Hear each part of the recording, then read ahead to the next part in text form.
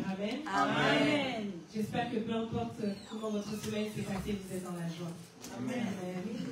La joie de l'Éternel est votre force. Si vous n'avez pas passé une bonne semaine, sachez que la joie de l'Éternel est votre force. Amen. Amen.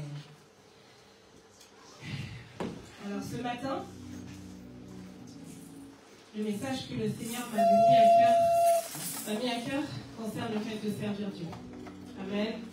Amen. Servir Dieu, c'est vaste. Et je pense que la raison pour laquelle le Seigneur m'a mis ce message à cœur, c'est que premièrement, il veut me faire un rappel.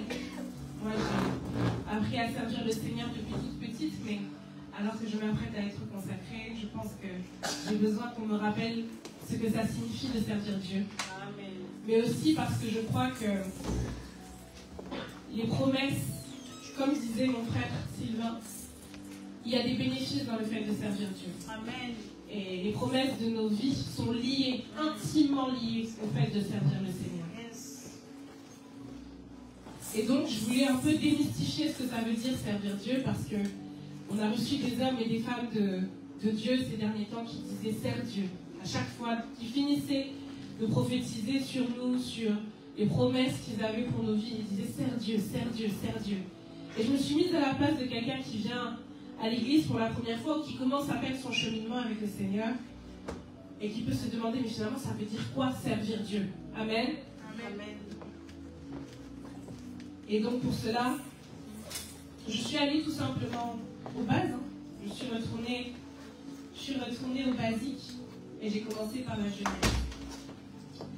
Avant de me plonger dans la parole, je vais prier. Inclinons nos têtes pour la prière. Seigneur, je te dis merci pour ce peuple.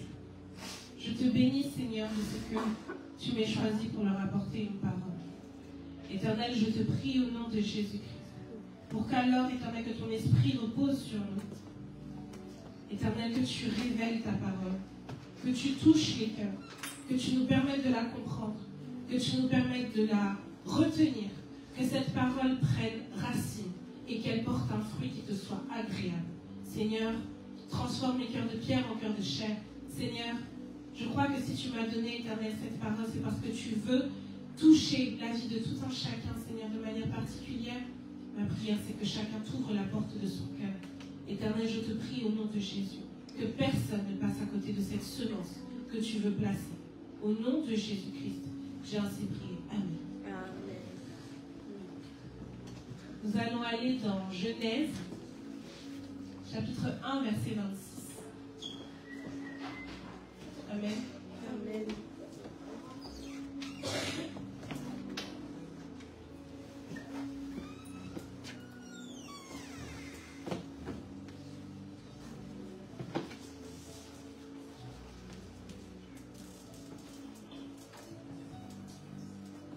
Amen.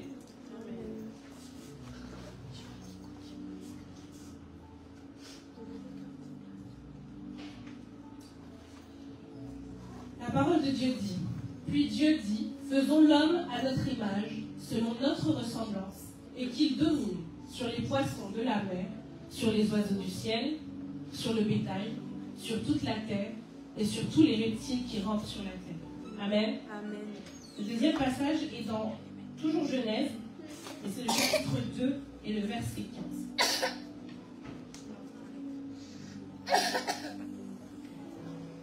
L'Éternel prit l'homme, l'Éternel Dieu prit l'homme et le plaça dans le jardin d'Éden pour le cultiver et le garder.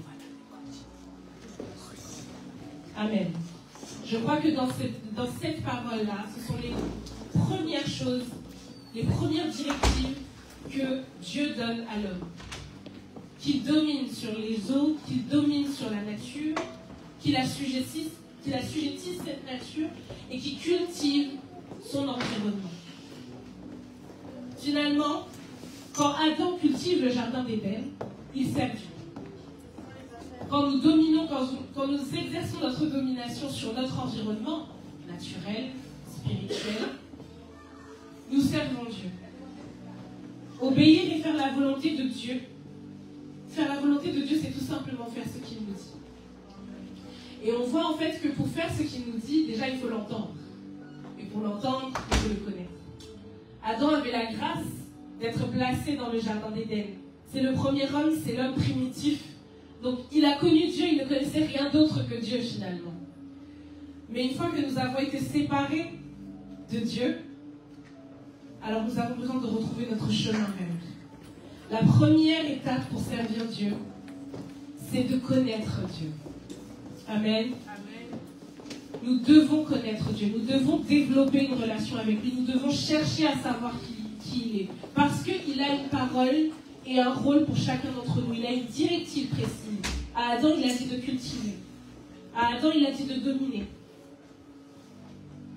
Dans d'autres passages, il dit « J'ordonne que tu sois fort ». À d'autres, il a donné aussi plusieurs dons. On le voit dans le Nouveau Testament. Il y a des prophètes, il y a des apôtres, il y a des évangélistes, il y a des docteurs de la parole. Mais pour recevoir l'appel de Dieu sur sa vie, pour savoir exactement là où Dieu nous attend, nous devons être en relation avec lui. Amen. Amen. Ma prière, c'est que nous soyons tous en relation avec lui. Ne servons pas Dieu par religion. Ne servons pas Dieu parce que l'homme de Dieu a dit « Si tu sers Dieu, tu vas te marier. Si tu sers Dieu, tes affaires vont réussir. Si tu sers Dieu, les choses vont bien se passer pour toi sur terre. » Servons Dieu parce que nous aimons Dieu. Pour aimer quelqu'un, il faut apprendre à le connaître. Amen. Ma prière, c'est que vous appreniez à connaître ce Dieu qui vous aime. Il est magnifique et il est merveilleux. Amen. Un autre moment qui m'a marqué dans l'Ancien Testament, c'est quand Abraham quitte la maison de son père. Quand Dieu dit à Abraham, toi, prends tout ce que tu as, quitte la maison de ton père et va dans le pays que je te montrerai. Quand il obéit comme ça, il sert Dieu. Et il ne sait pas encore.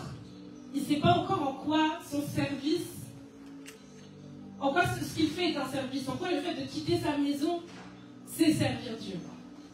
Moi, je me mets à sa place et je replace dans le contexte actuel.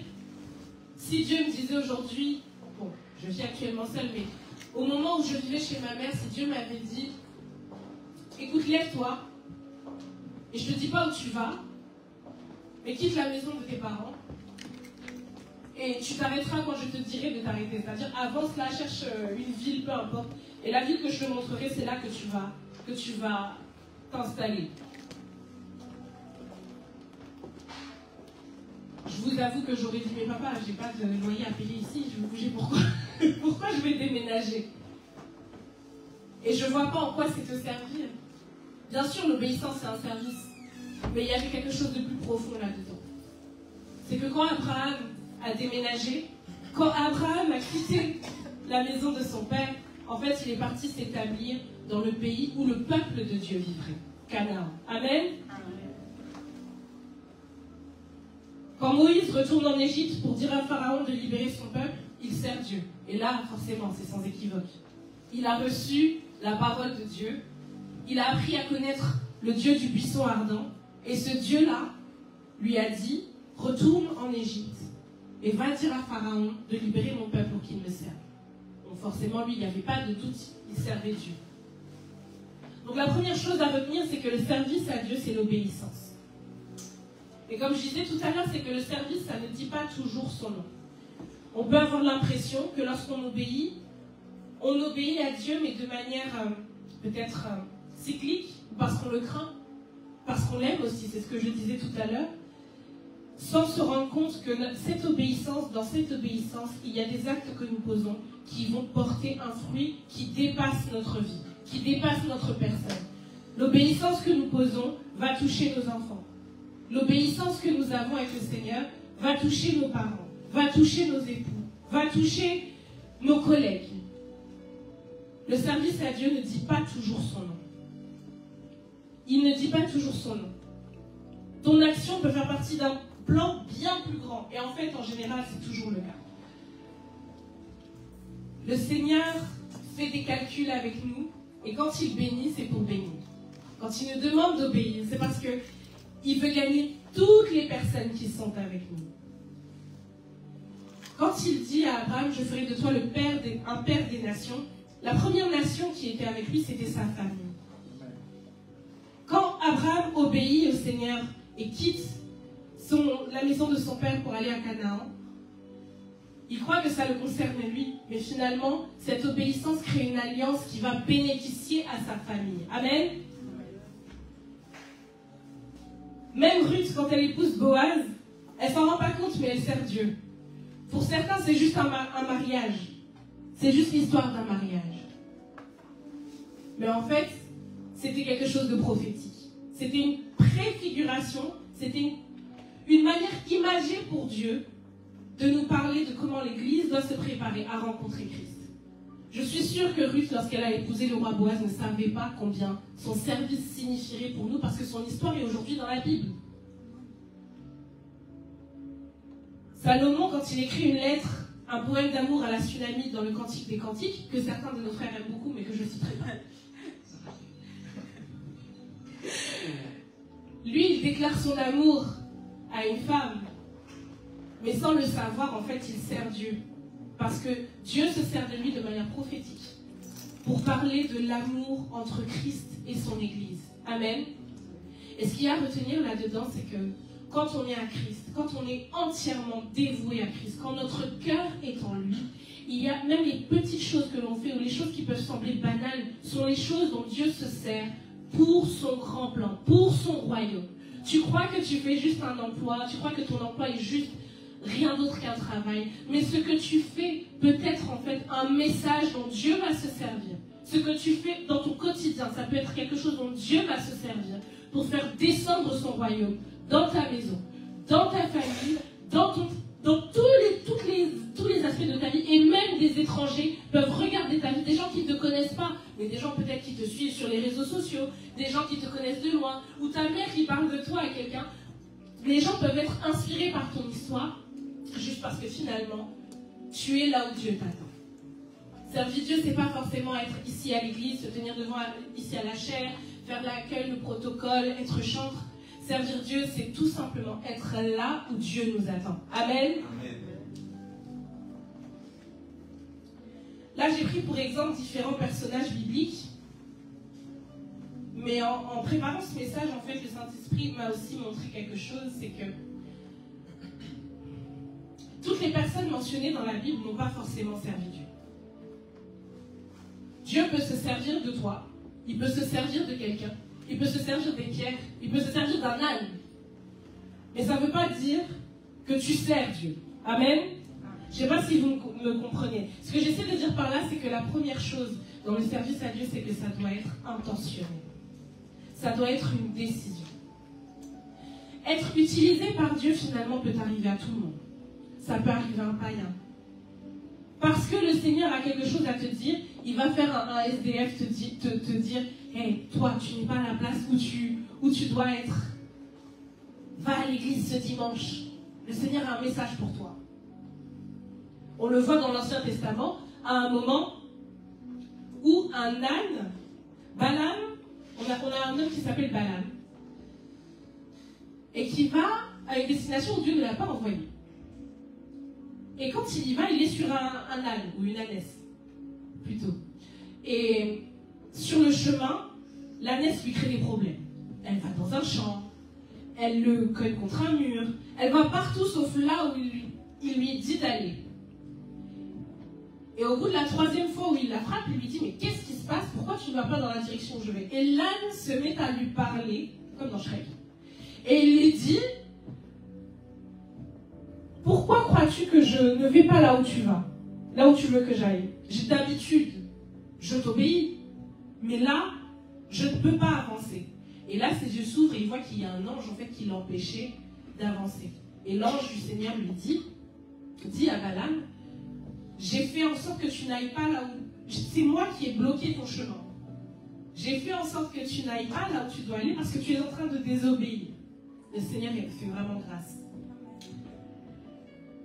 Mais il s'est servi de l'âne. Mais est-ce que ça signifie que l'âne servait le Seigneur pour autant?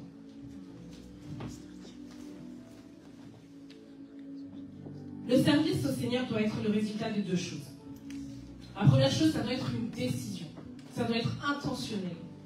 Même si quelqu'un se lève aujourd'hui et vient dire « Toi, tu es appelé au service. Toi, tu es appelé à aller dans le monde, prêcher la parole de Dieu. tant que tu ne prends pas la décision que tu vas servir Dieu, tu n'es toujours pas vraiment au service de Dieu. Amen. Dieu peut se servir de toi de temps en temps. Il peut te mettre à cœur de prier pour un frère, une sœur, un collègue, etc. Mais tu n'es toujours pas parmi ceux qui sont vraiment au service du Seigneur. Être au service du Seigneur, c'est quotidien. C'est pas seulement ponctuel, c'est pas exceptionnel. Ça ne doit pas être exceptionnel. Servir Dieu, c'est tous les jours de sa vie. Amen. Amen. Et pour ça, ça doit être intentionnel. Ça va demander que tous les jours, vous alliez à la rencontre de Dieu. Vous entreteniez votre relation avec le Seigneur. Vous lui dites, Seigneur, me voici. Je suis là. Qu'est-ce que tu attends de moi aujourd'hui? Qu'est-ce que tu attends que je fasse pour toi aujourd'hui? À qui tu veux que je parle de toi? Pour qui tu veux que je prie finalement? Ça vous dépasse aussi.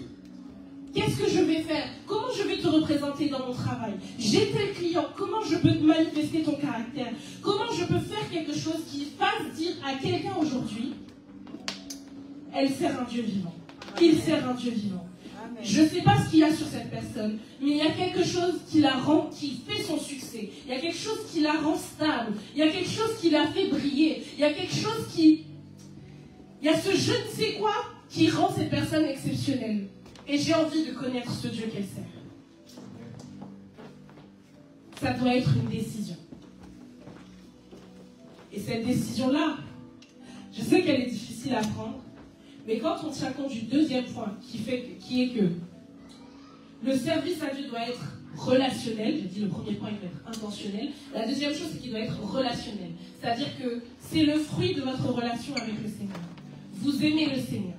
Vous recevez qu'il vous a aimé. Vous finissez par comprendre qu'il vous a tellement aimé. Il vous a tellement aimé. Vous recevez son amour, qu'il est mort sur la croix pour vous. Il y a 2000 ans. Alors même que vous ne le saviez pas encore, que vous ne le connaissiez pas encore, vous n'étiez même pas encore au stade de la conception. Vous recevez son amour. Vous comprenez ce Dieu-là, alors même que vous ne veniez pas encore à l'église, ou quand vous alliez à l'église et que vous en êtes détourné, quand vous saviez ce qui était la bonne chose à faire mais que vous n'avez pas fait, quand vous avez désobéi, quand vous avez menti, quand vous avez calomnié, quand vous avez comméré, quand vous avez volé,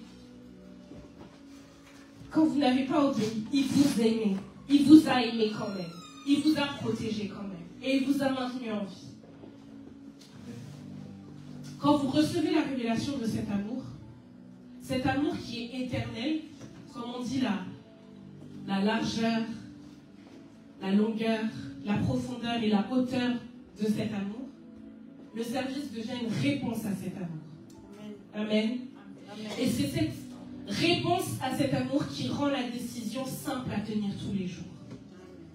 Si c'était que du formel, honnêtement, ce serait difficile.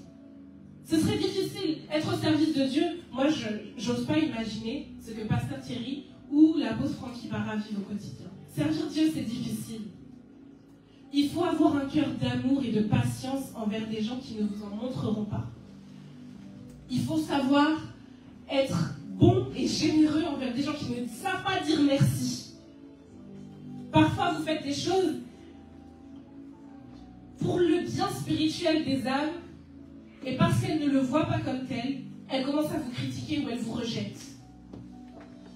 Le service de Dieu n'est pas facile. La seule chose qui maintient, c'est notre relation avec Christ. C'est le fait qu'on aime le Seigneur. C'est le fait qu'on aime le Seigneur. Servir Christ, moi je vais vous donner mon témoignage. Quand je suis revenue au service à Christ en 2022, ici, j'ai intégré le groupe des chantres. Et quand j'ai intégré le groupe des chantres, j'ai fait connaissance avec des personnes qui avaient des personnalités et des caractères totalement différents du mien. Et forcément, quand on est dans des relations humaines, il ne faut pas croire, c'est pas parce qu'on est à l'église. Il y a des clashs, il y a des frictions, il y a des incompréhensions, il y a des malentendus. Et honnêtement, il y a des fois où je me disais, est-ce que je vais à la répétition aujourd'hui?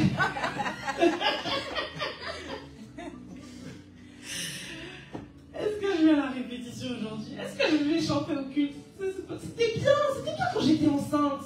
Quand j'étais enceinte, que je suis rentrée à la Shekinah, je venais, je m'asseyais, je rentrais chez moi J'avais pas de problème. Enfin, c'est ce qu'on se dit, hein. Il y a toujours des problèmes. Mais ce qui m'a fait continuer de venir, c'est le fait que j'aime tellement le Seigneur. Amen. Que je comprends que avant d'être un soutien pour mes frères, pour mes sœurs, dans le groupe des chantres, je suis là pour Christ. Amen. Et parce que j'aime Christ, je n'ai pas le droit de retenir quoi que ce soit contre eux. Et si ce n'était pas pour cet amour pour Christ, ben vous m'aurez beaucoup moins vu au chantre, hein, au service. Amen. Mais gloire au Seigneur pour la relation qu'on a avec Christ. Amen.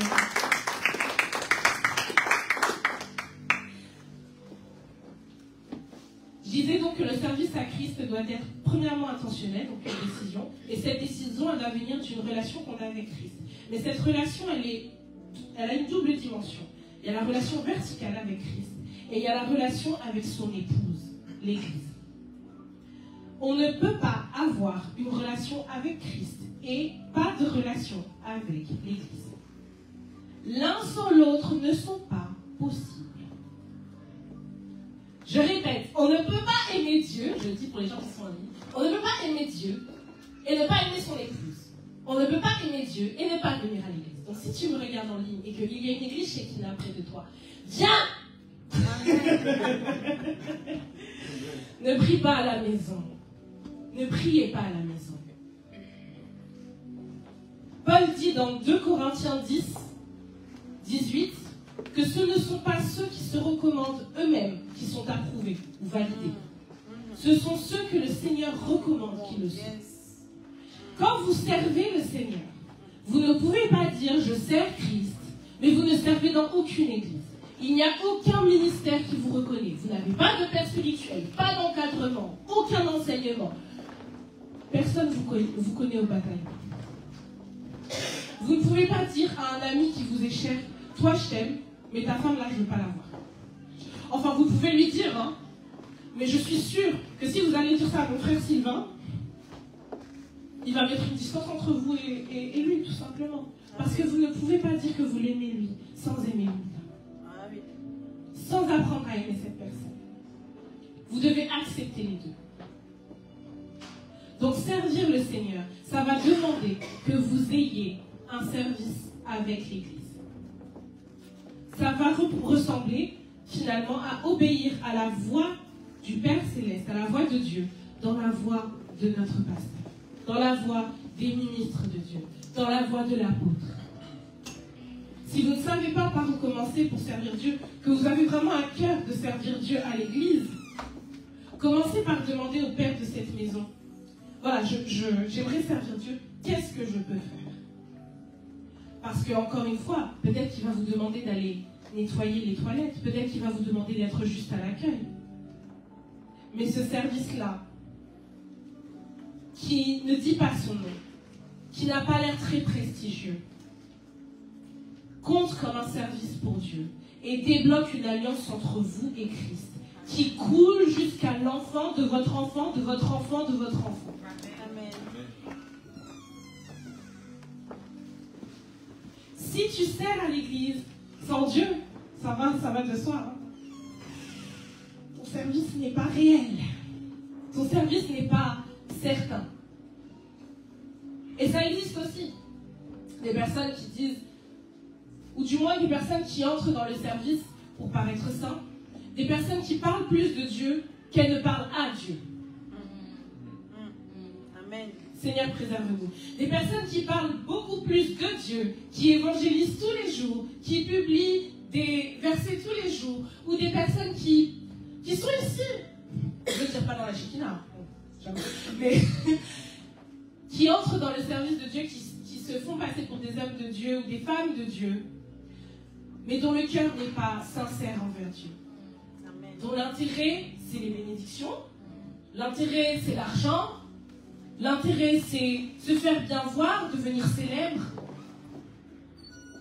Quand on sert Dieu comme ça, déjà on ne le sert pas, on se sert soi-même. Et la manière dont ça se termine, est très, très, très dangereuse. La manière dont ça se termine, c'est que finalement, quand Jésus revient, et que vous dites, Seigneur, on t'a pas servi à Roubaix, on n'a pas chassé les démons, on n'a pas guéri les âmes, etc. Jésus vous dira, je ne vous ai pas connu. Retirez-vous de moi. Et qu'on les jette là où il y a des pleurs et des grincements dedans. Bien-aimé, ne fais pas partie des personnes qui se servent de Dieu, mais ne servent pas Dieu. Amen. Ne fais pas partie des personnes qui parlent de Dieu sans connaître Dieu. Amen. Ce serait une terrible perte d'être à la fois si proche de Dieu et si éloigné juste parce que tu as négligé d'avoir une relation avec lui. Et ça s'exprime, encore une fois, au quotidien et dans les petites choses. Si je viens à l'église pour chanter pour Christ, mais que toute la semaine, même 30 minutes, je n'ai pas passé dans la prière, 30 minutes, je n'ai pas passé dans l'adoration, 30 minutes, je n'ai pas passé dans la lecture de la parole, ça va se ressentir le dimanche. Et je deviens une hypocrite. Et je ne suis même pas sûre que le Seigneur agrée ma louange et mon adoration. Pour que Dieu reconnaisse notre service, nous devons créer une relation avec lui où nous sommes à sa disposition dans notre quotidien, chez nous et à l'église, auprès de notre Père spirituel. Amen. Amen. Je suis déjà arrivée à la fin de mon temps. Je vais donc résumer. C'est un enseignement en série de toute manière et je pense qu'on va beaucoup se voir vu que de toute manière je vais être consacrée bientôt. Donc ne vous inquiétez pas, je vais finir cette série tôt ou tard. Apparemment les ministres de Dieu déjà consacrés sont partis en vacances, c'est nous qui allons travailler. Donc je terminerai cette série, ne vous inquiétez pas. Dans la partie suivante, j'expliquerai pourquoi il faut servir le Seigneur, pourquoi nous devons servir le Seigneur. Et puis comment aussi, comment on peut servir le Seigneur. Mais je résume mon message de ce matin, c'est que la première chose, c'est que servir le Seigneur, c'est obéir à sa parole. Pour obéir à sa parole, nous devons avoir une relation avec lui, pour pouvoir le connaître, pour pouvoir l'entendre. Et lorsque nous avons cette relation, nous développons un amour pour le service qui doit s'exprimer à l'Église. Donc numéro 1, servir le Seigneur, c'est obéir à Christ. Numéro 2, servir le Seigneur, c'est connaître Christ. Numéro 3, servir Dieu, ça doit être une décision. Et numéro 4, ça doit être relationnel. Le fruit de notre relation verticale avec Dieu et le fruit de notre relation avec l'Église locale. Amen. Amen. Soyez bénis, je m'arrête ici. Alléluia. Sois bénie, ma soeur, la prophétesse. Amen. Alléluia. J'ai été béni et vous avez été bénis aussi. Alléluia. C'est un très très beau message. Merci. Amen. Ça m'a vraiment fait du bien. Ça m'a aussi appris que je dois servir aussi le Seigneur sérieusement parce que lui nous sert. Amen. Lui nous sert, il a quitté son trône. Yes. Il s'est fait petit. Il s'est dépouillé. Il a tout laissé pour toi et moi. Il s'est humilié. Il est allé dans une famille, non une famille de riches, mais une famille que personne connaissait. Il s'est fait petit. Tellement qu'il nous aimait, il a quitté son saint trône pour toi et moi. Pourquoi? C'est parce que tout simplement, il nous aime. Amen. Il ne nous a jamais négligés. Il ne nous a jamais mis de côté. Et il a tout simplement dit, mon peuple souffre. Mais tellement que j'aime mon peuple, papa, je quitte mon trône pour eux. Amen. Pour les sauver. Amen. Pour qu'ils aient une vie. Et pour qu'ils me rejoignent dans ma présence. Amen. Amen. Et aujourd'hui, toi qui as le Seigneur, sache que le paradis est juste à côté de toi. Il marche avec toi. Amen. Il t'aime. Il se réjouit. Il chante. Là où il y avait des pleurs, il n'y a plus de pleurs dans ta vie. Amen. Parce que le Seigneur, le roi des rois, il n'a pas été retenu dans le tombeau. Yes. Le tombeau, la pierre, s'est enroulé pour toi et moi. Et il a dit, c'est assez. C'est terminé dans ta vie. Là où il y avait des autels qui criaient réclamation, aujourd'hui l'autel de Jésus-Christ réclame la vie, l'amour, la paix, la stabilité. Yes. Amen. Amen. Là où tu rompais et que tout le monde passe à côté de toi et que tout le monde te poussait, celui-ci, il n'est pas passé à côté de toi, mais il s'est arrêté. Yes. Il t'a regardé. Là où tu étais, dans la boue, il t'a regardé. Il t'a dit, ma fille, mon fils, relève-toi. Viens pour que je te restaure. Il y avait un homme, il s'appelait Aimé de Dieu. Amen. Cet homme-là, il était avec des troupeaux. Il était avec des moutons. Mais qu'est-ce qui s'est passé? Alléluia. Il y a un jour, un prophète, il est venu dans sa maison. Et ce prophète, il avait dit, je cherche celui que je dois honner. Le bien-aimé, cela s'appelait David. David qui est devenu roi. David qui a été béni. David qui a renversé les ténèbres et qui a été élevé. Amen. Je vais m'arrêter ici parce qu'on va accueillir le Père de la maison. Amen. J'étais transporté par le Saint-Esprit, mais je suis obligé de m'arrêter. Amen. Que Dieu soit loué, que Dieu soit béni. Amen. Je vais inviter Papa ici qui va nous conduire plus loin.